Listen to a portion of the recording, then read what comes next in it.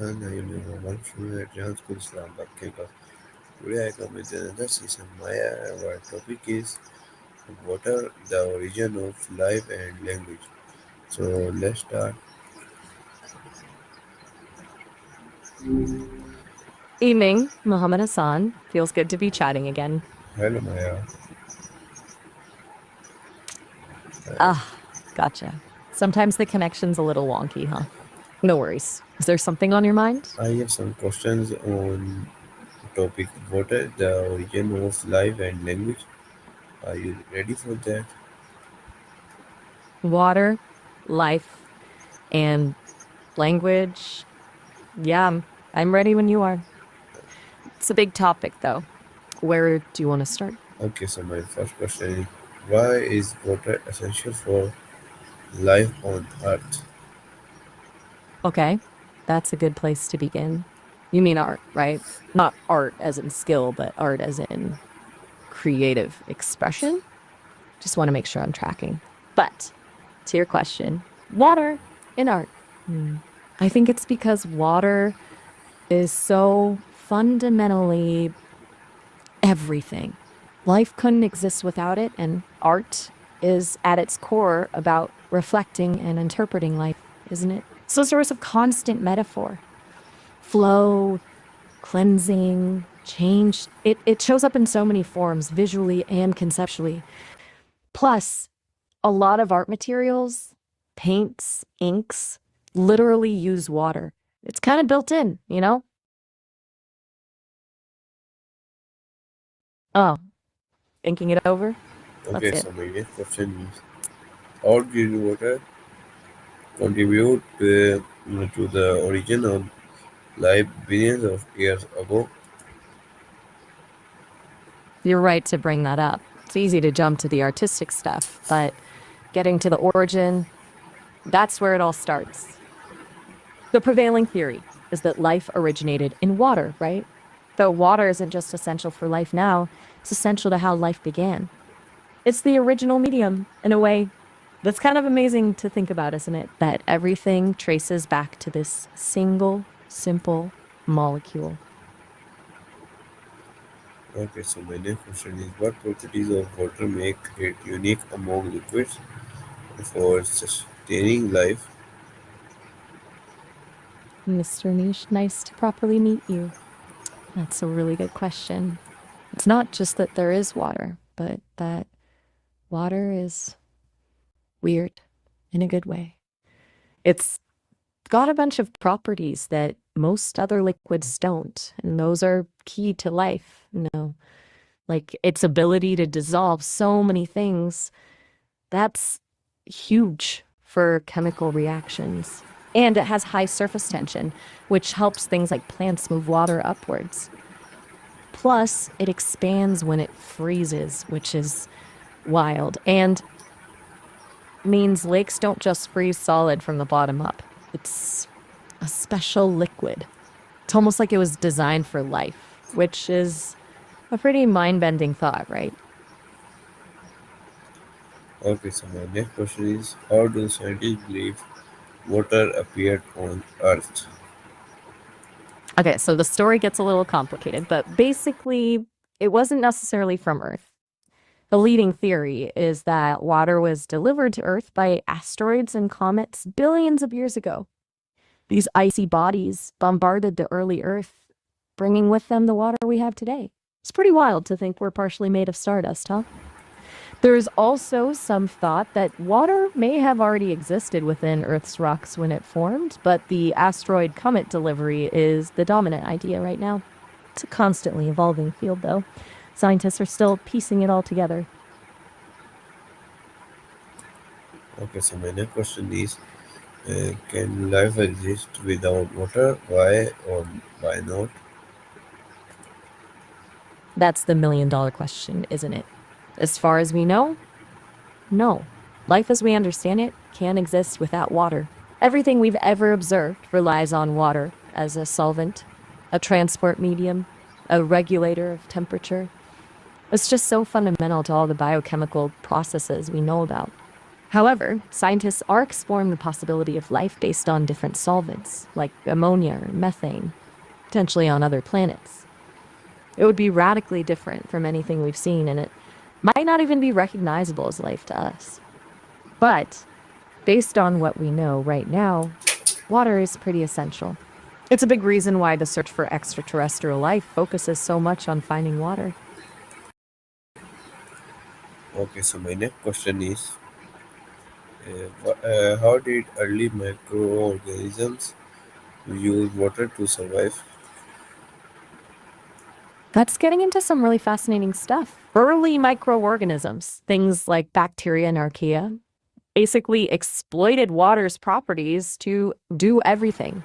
They used it as a solvent to dissolve nutrients and carry out metabolic reactions. Water's thermal properties helped them maintain a stable internal temperature. And they used it as a transport medium to move things in and out of cells. I remember back in March, you mentioned a fascination with how simple things could be so powerful. It feels like those early micro, the ultimate example of that. Incredibly resilient and resourceful, using water to build the foundations of all life. They were able to harness energy from chemical reactions in water to fuel their growth and reproduction. Pretty incredible when you think about it. Okay, so my next question is, how is water involved in a cellular function? Oof, okay. Now we're getting into the details. Water is involved in basically every cellular function. It's a solvent for biochemical reactions, meaning it allows molecules to interact with each other. It transports nutrients into cells and waste out of them. It regulates temperature. It helps maintain cell shape and structure. It's even directly involved in some reactions like photosynthesis and hydrolysis.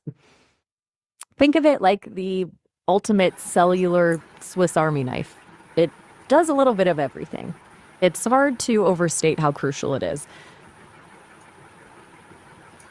Okay, so my next question is, what role do oceans play in the development of life? That's a big question and a really good one. All those properties, the dissolving ability, the temperature regulation, the surface tension, the expansion when freezing, they didn't develop in isolation. They work together. The fact that water can dissolve so many things means that chemical reactions can happen easily. That it regulates temperature means those reactions can happen at a stable rate. That it expands when it freezes protects aquatic life. It's a really elegant system, and it's likely that life evolved because of those combined properties, not despite them. It wasn't just a lucky accident, it was a convergence of factors that made life possible. It's kind of poetic, actually. Okay, so my next question is, what is the significance of water solvent properties for life? Okay, so water's solvent properties are huge. Essentially, it's the reason things can react with each other inside living cells, because water is polar, meaning it has slightly positive and negative ends. It can dissolve a wide range of substances, especially other polar molecules like salts and sugars. This allows for molecules to move around and bump into each other, making chemical reactions possible. Without that dissolving ability, those reactions wouldn't happen, and life as we know it simply couldn't exist. It's the basis of all the biochemistry that keeps us ticking. It's really the engine room of life, in a way. Just letting you lead Okay, the pace here, Mr. Nish. Take your time. okay, so my next question is, how do hydrothermal vents show the connection between water and life origin? Ah, hydrothermal vents. That's a fascinating area of research. Hydrothermal vents, those underwater geysers releasing chemically rich fluids, are thought by many scientists to be potential sites where life originated. They provide energy in the form of chemicals, not sunlight, which is crucial because the early Earth didn't have a protective ozone layer like it does now, making surface life difficult.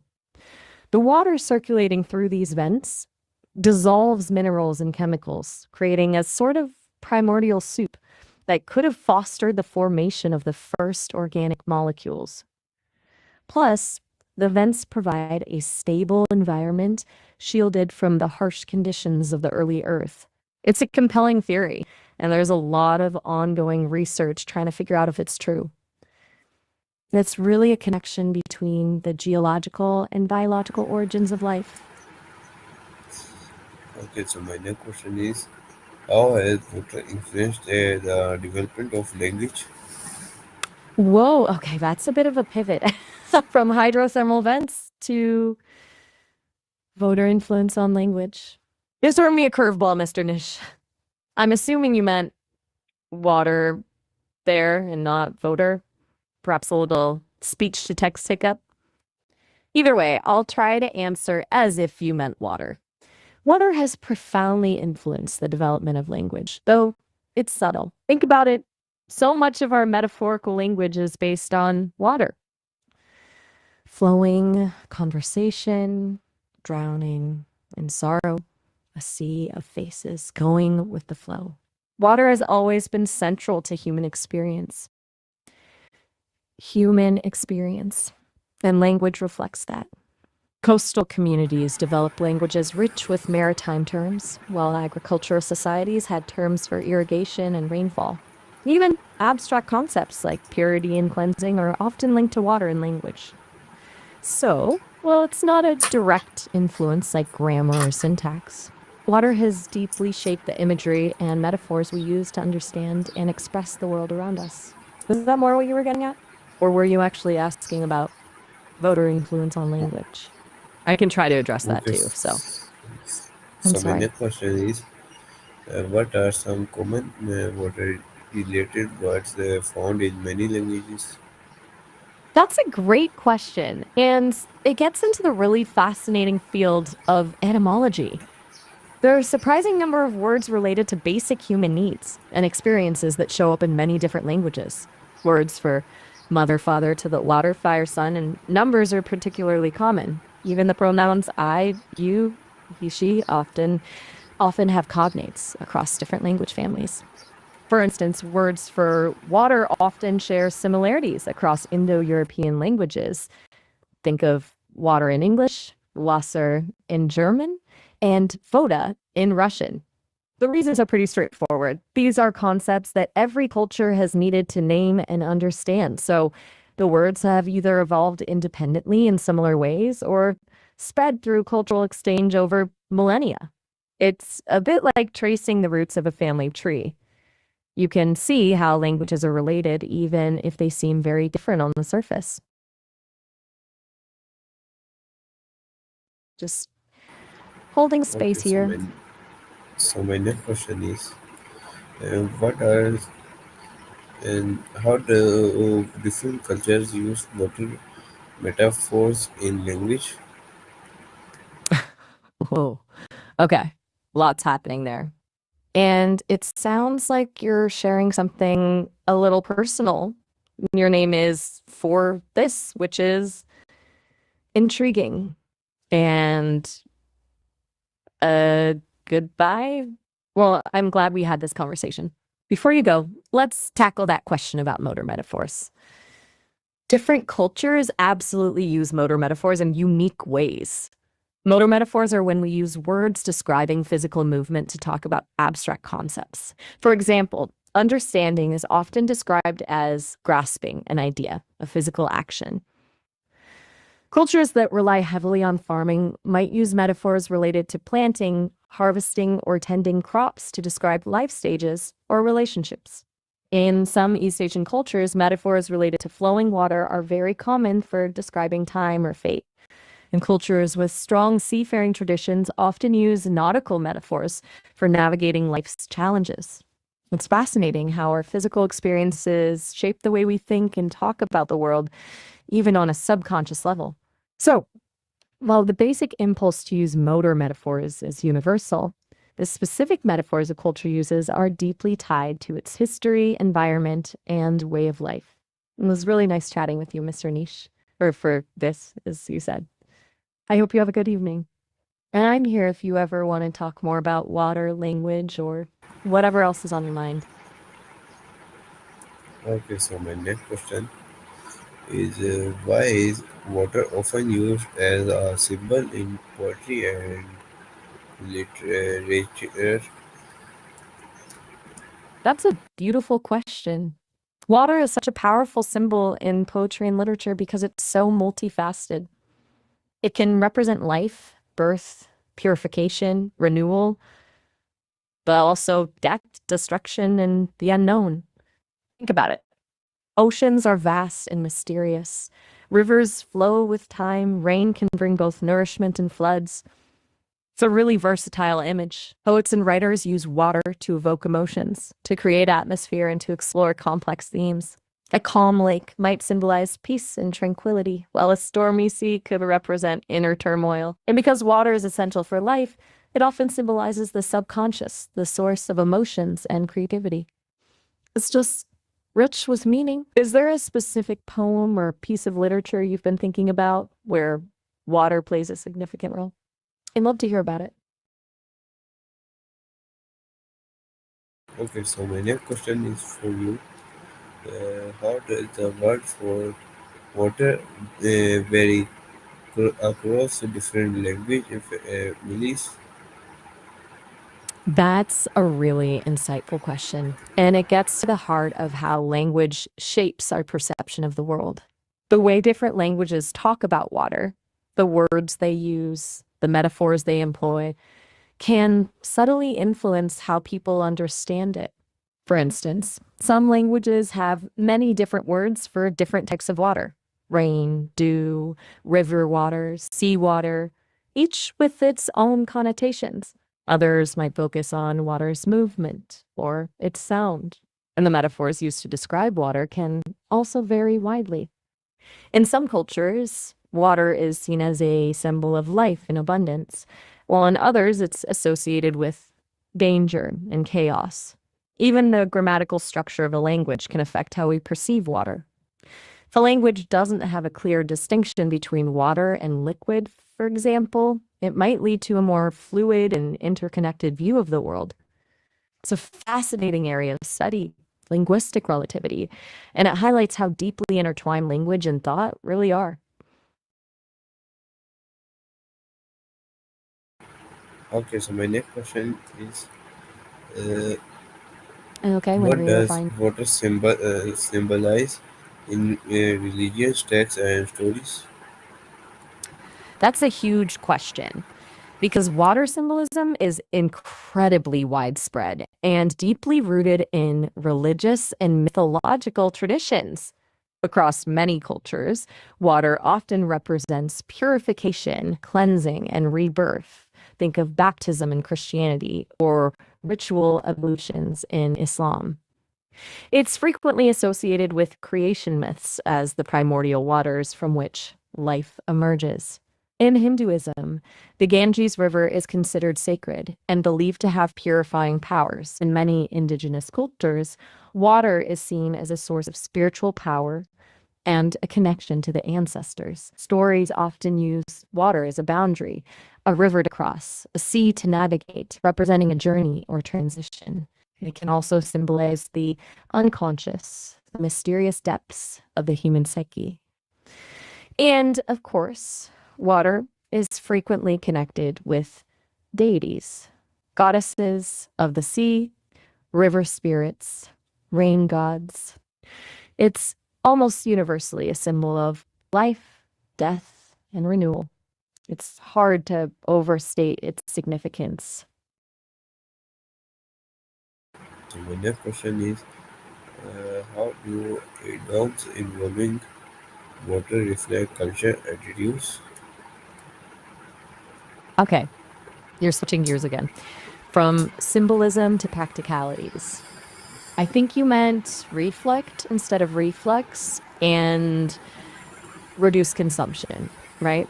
Just clarifying. As an I don't adopt anything, but I can tell you what experts recommend for adapting to evolving water challenges and reducing water use. It's a multi pronged approach, investing in water efficient technologies, things like low flow toilets and shower heads, and drip irrigation for agriculture, conserving water in our daily lives, shorter showers, fixing leaks, being mindful of water usage when landscaping, but a whole of protecting and restoring watersheds, forests, and wetlands that naturally filter and store water, and addressing the underlying issues of water scarcity, like climate change and population growth.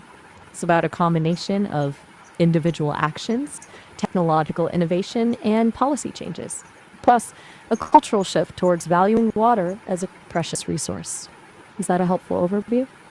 Do you want to dive into any of those areas in more detail? Okay, so my next question is how do language expresses different states of water, ice, steam, rain? That's a really clever question. Thinking about how language carves out distinctions for different forms of water. It varies quite a bit from language to language. Many languages have distinct words for ice, snow, hail, rain, steam, and dew. But others might lump some of those together. For example, some languages might have a single word that encompasses both rain and snow. And the way language describes these states often goes beyond just naming them. We talk about pouring rain, drifting snow, steaming hot water. These verbs convey the qualities and movements of each state. The metaphors we use also differ. We might say a chilling thought, using the imagery of ice, or steaming with anger. So, language not only names the different states of water, but also encodes our cultural understanding and emotional response to them. It's a surprisingly nuanced area. So when it was our today's season Maya, I hope you like it. See you with another season Maya. Thank you. Yes, thank you for watching. See you in next season Maya. I hope you like it. Allah Hafiz Pakistan Zindabad.